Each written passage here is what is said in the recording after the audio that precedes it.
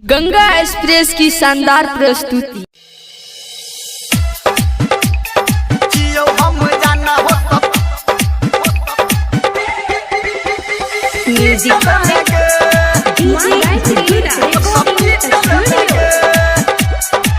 ये हम कहचियो जान गे साचे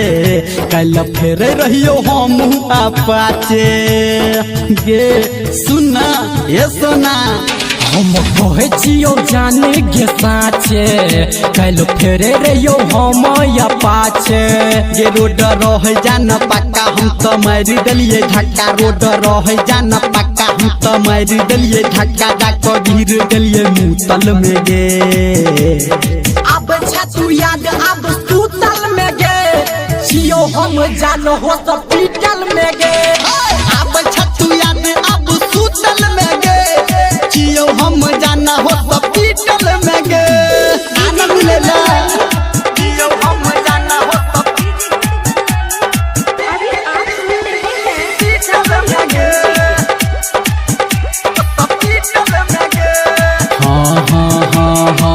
ही चोट लागल छो हाथ में पड़लिया मोच गे मिले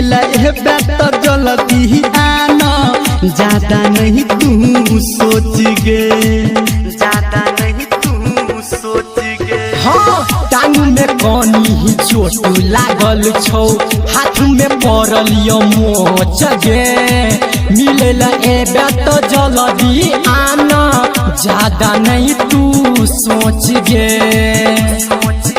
फाइट गेलो शर्ट पेंट सब कोबारा हासेंट फाइट गेलो शर्ट पेंट सब कोबारा हासेंट बड़ दर्द करैया हमरा बैठल में गे हाँ अब छतु याद अब सुतल में गे छियो हम जान हॉस्पिटल में गे अब छतु याद अब सुतल में गे छियो हम जान हॉस्पिटल में गे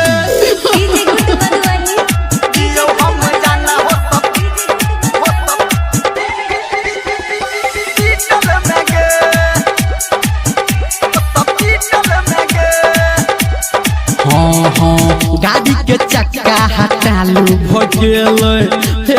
खूबे खर्चा गे डॉक्टर साहब सुइया दिलकै ओकरो दिलकै पर्चा गे ओकरो दिलकै पर्चा गे हाँ गाड़ी के चक्का हटालू भगेल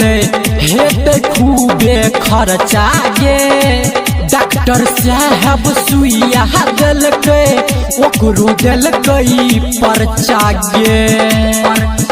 बात कहो धर्मेंद्र संगे संगे अभिनंदन बात कहो धर्मेंद्र संगे संगे अभिनंदन गाइडू पढ़ने तू साल में गे अब छतु याद अब सुतल में गे छियो हम जान हॉस्पिटल में गे